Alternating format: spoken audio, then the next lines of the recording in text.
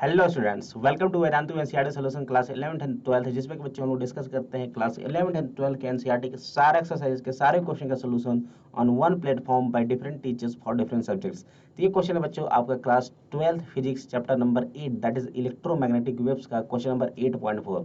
Question क्या रहा बच्चों की a plane electromagnetic wave travels in vacuum along Z direction. ठीक है, यानी कि अपना जो वेव है भाई वो जेड डायरेक्शन में ट्रेवल कर रहा है। चलिए, what can you say about the direction of its electric and magnetic field vectors. ठीक है, और उसके बाद कह रहा है कि if the frequency of the wave is 30 megahertz what the wavelength. तो देखो बच्चों, सबसे पहले पूछ रहा है कि what will be the direction of electric field and magnetic field. तो आप सभी को ये बात पता होना चाहिए कि जो इलेक्ट्रोमैग्नेटिक वेव जब ट्रैवल करता है बच्चों, तो अपने साथ दो टाइप के फील्ड, यानी कि जो इलेक्ट्रिक फील्ड और मैग्नेटिक फील्ड, दो टाइप के फील्ड को लेकर चलता है अपने साथ में।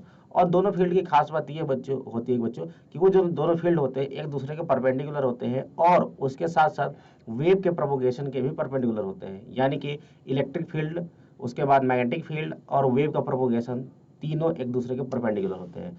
अब यहाँ से आप कह सकते हैं बच्चों कि अगर वेव अपना जेड डायरेक्शन में जा रहा है तो इलेक्ट्रिक और मैग्नेटिक फील्ड किधर होना चाहिए बच्चों? एक्स वाई प्लेन में होना चाहिए। किधर होना चाहिए?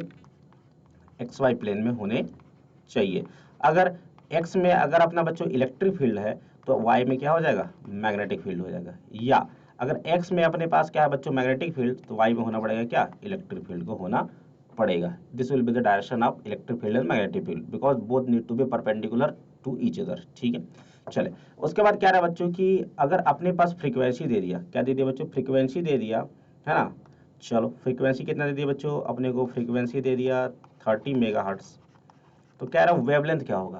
तो भाई आप सभी को पता होना चाहिए एक बात, फार्मूला क्या होता है अपने पास कि जो स्पीड होता है ना, और ये इलेक्ट्रोमैग्नेटिक वेव्स हैं तो इलेक्ट्रोमैग्नेटिक का वेव जो है स्पीड ऑफ लाइट के बराबर होगा।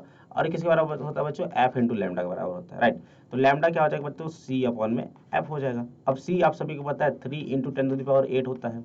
और फ्रिक्वेंसी आप सभी को दे दिया बच्चों 30 इंटू मेगा, मेगा मतलब बच्चों 10⁶। ठीक है, इससे इसको काट दीजिए तो ये हो जाएगा बच्चों 10 12 में चला जाएगा, है ना। ये होगा 10⁻7 ऊपर 10⁸8, कुल मिलाकर सॉल्व कर देंगे तो लैम्डा इज इक्वल टू आ जाएगा 10 मीटर। समझ में आ गया क्या? ठीक है, तो लैम्डा कितना हो जाएगा बच्चों? 10 मीटर हो जाएगा इस पर्टिकुलर इलेक्ट्रोमैग्नेटिक वेव का। तो is that clear to everyone? तो उम्मीद करता हूँ सोल्यूशन समझ में आ गया होगा। तो मिलते हैं नेक्स्ट वीडियो में। अगर वीडियो पसंद आया होगा तो do like the video and do subscribe channel. Thank you very much.